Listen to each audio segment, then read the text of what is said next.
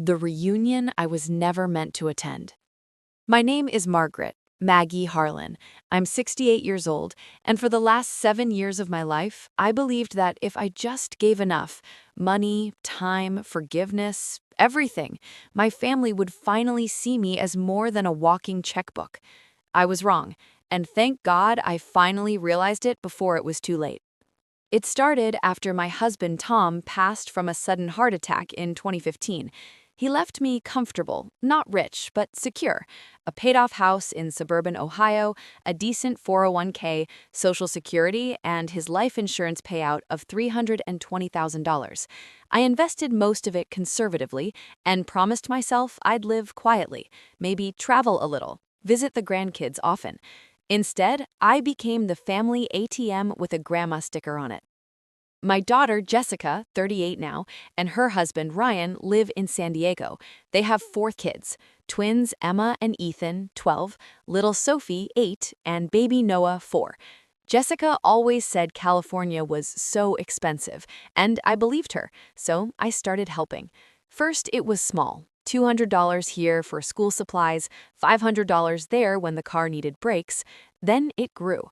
Christmas 2017, I sent $3,200 in gift cards so the kids could have a real holiday.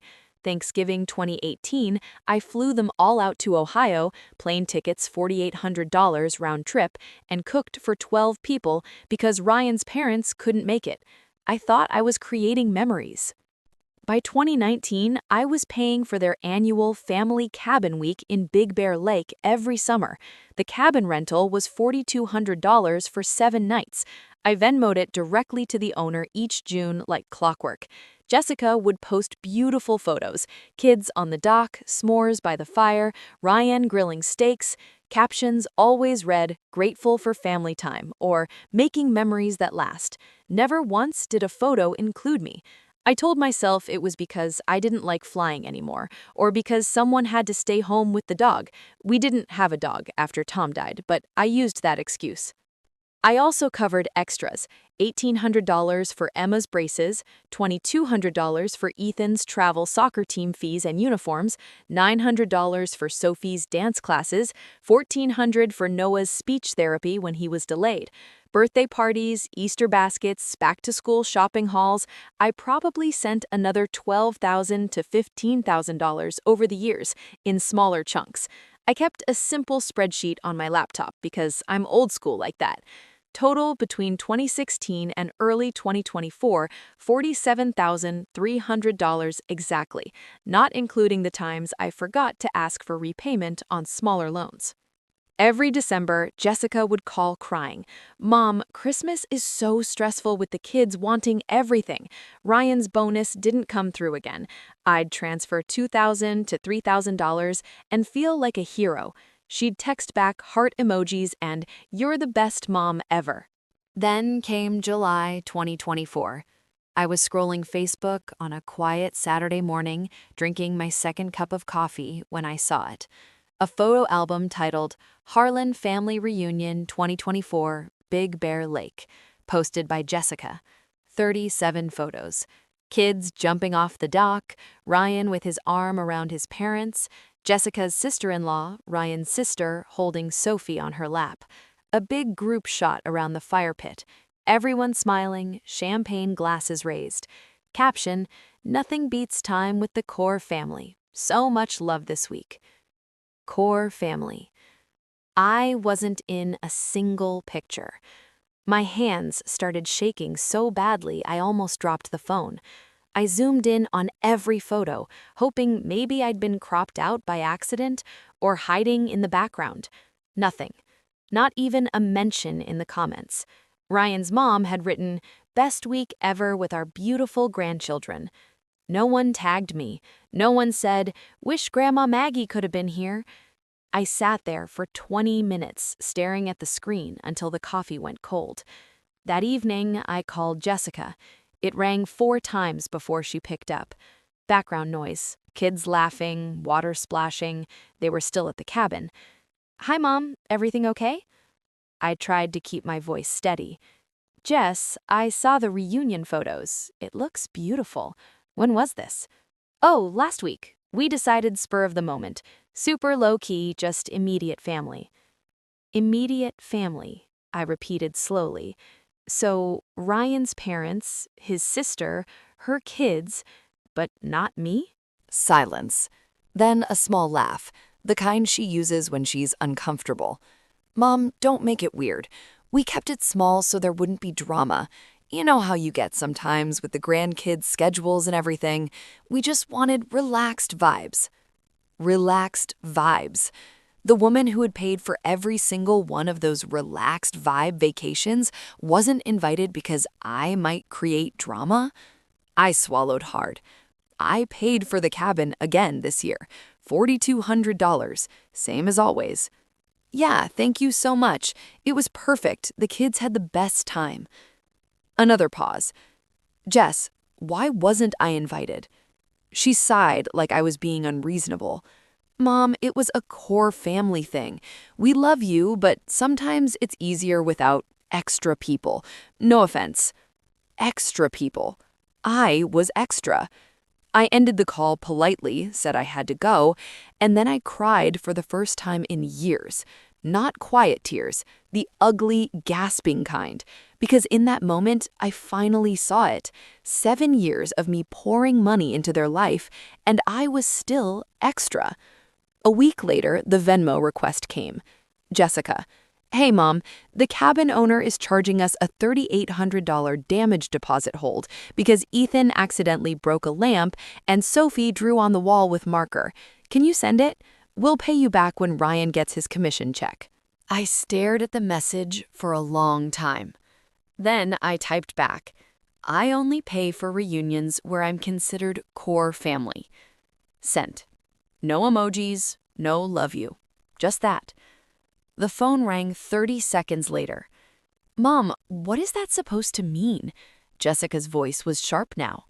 It means exactly what it says. For 7 years, I've paid for your vacations, your kids' activities, your Christmases. I thought I was part of the family. Apparently, I'm extra. So from now on, I only help core family. She laughed, incredulous. Are you seriously doing this over one trip? The kids are asking why Grandma didn't come. You're punishing them. No, Jessica, I'm stopping paying for people who treat me like an optional add-on. Ryan got on the line next. Maggie, this is ridiculous. We've always appreciated you, but you can't just cut us off cold. The deposit is due Friday or we lose our damage deposit from last year too, another $2,000. Then pay it yourselves, I said calmly. You're both working adults. Silence. Then Jessica, softer, pleading, Mom, please, we're tight right now. Noah needs new glasses, $600 out of pocket.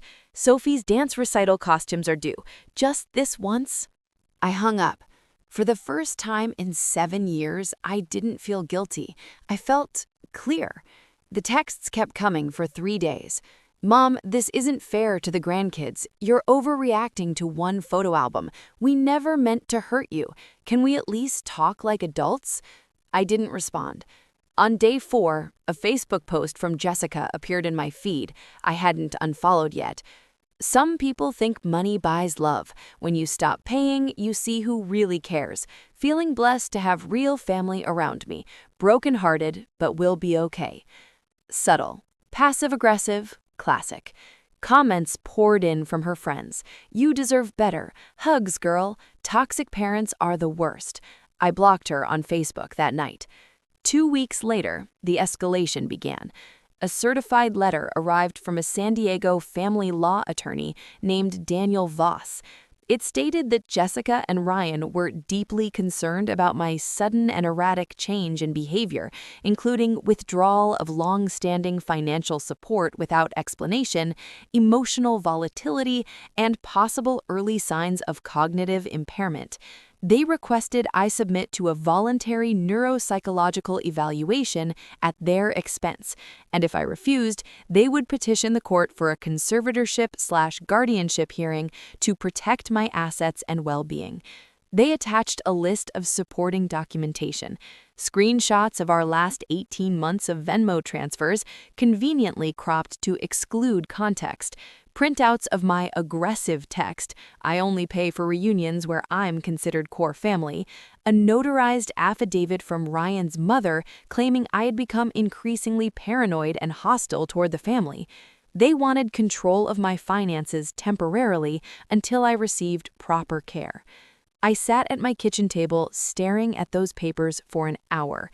Then I did what I should have done years ago. I called a lawyer of my own. Her name is Elaine Whitaker, a 62-year-old elder law specialist in Columbus, Ohio, who came highly recommended by my neighbor Barbara, whose own son had tried something similar 5 years earlier. Elaine listened to my story without interrupting, then said 4 words that changed everything. "This is financial abuse." We spent the next 3 weeks gathering evidence. Every Venmo receipt, every bank statement showing transfers, every text message where Jessica cried poverty right before asking for money, photos of the cabin I'd paid for year after year, never once including me, emails confirming cabin bookings in Jessica's name, credit card statements where I'd bought Christmas gifts shipped directly to California. Elaine also had me get a full cognitive evaluation from an independent neuropsychologist. Dr. Patel was kind but thorough. 2 days of tests: memory, reasoning, executive function. At the end, she looked at me and said, "Mrs. Harlan, not only are you fully competent, your cognitive scores are in the superior range for your age group. You're sharper than most 50-year-olds I see." Courtroom 4C. Judge Patricia Ramirez, a no-nonsense woman in her late 50s with a reputation for seeing through financial motivation cases.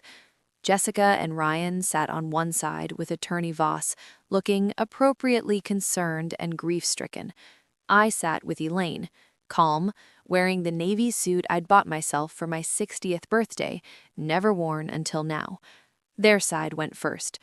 Attorney Voss painted me as confused, isolated, possibly in early dementia. "Your Honor, Mrs. Harlan has abruptly severed critical support to her only daughter and 4 minor grandchildren after decades of voluntary assistance. She refuses reasonable requests for evaluation. This is classic estrangement behavior often seen in cognitive decline." Jessica took the stand. She cried beautifully, real tears. Told the judge how I'd always been the rock of the family, how my sudden coldness was breaking the children's hearts, how she just wanted me safe and cared for. Ryan testified next. "We never expected money from Maggie, but she offered, insisted really. Now she's punishing us for one family trip we took without her. It's not fair to the kids." Then came the surprise witness, Barbara's counterpart, Ryan's mother, who flew in to say I'd become increasingly bitter and money-obsessed in recent phone calls. Elaine's cross-examination was surgical. To Jessica, "Miss Harlan, can you tell the court the last time you visited your mother in Ohio without asking for financial help beforehand?" Jessica hesitated. We've been busy with the kids." "Specific date, please?" "I don't remember exact dates." "Is it true that every visit in the last 7 years was funded, at least in part, by your mother's money for flights, hotels, or gifts?"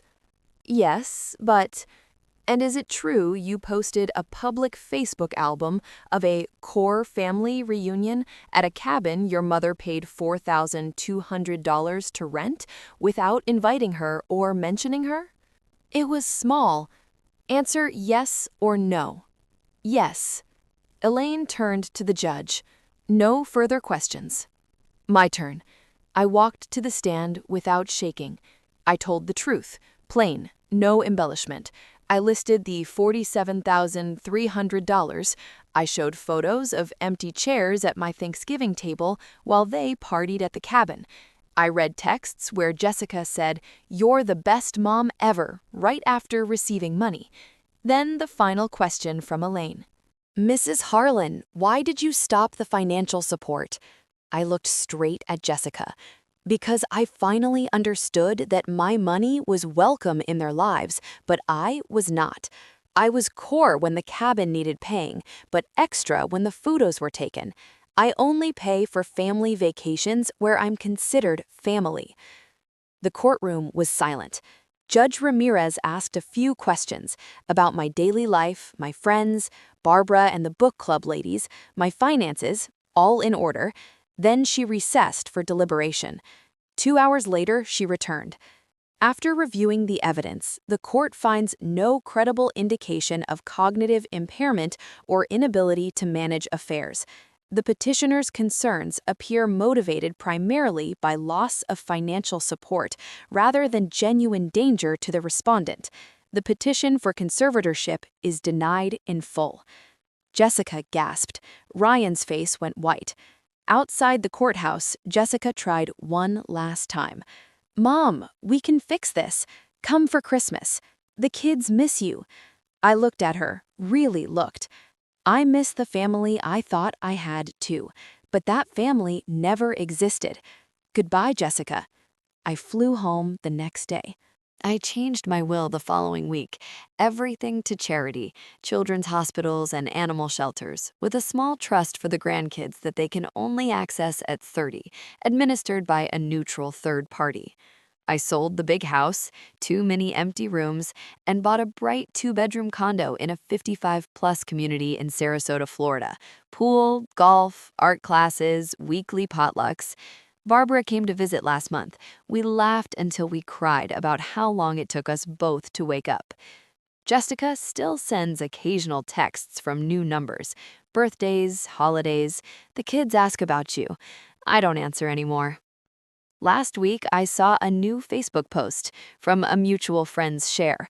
Them at Big Bear again. Same cabin. Caption, "Family makes everything possible." No mention of how they paid for it this time. I smiled, closed the app, and went downstairs to the community center. Tonight is painting class. I'm working on a lake scene. Not Big Bear, just a peaceful place that exists only in my head. For the first time in 7 years, the only core family I need is me, and I'm finally invited to every moment of my own life.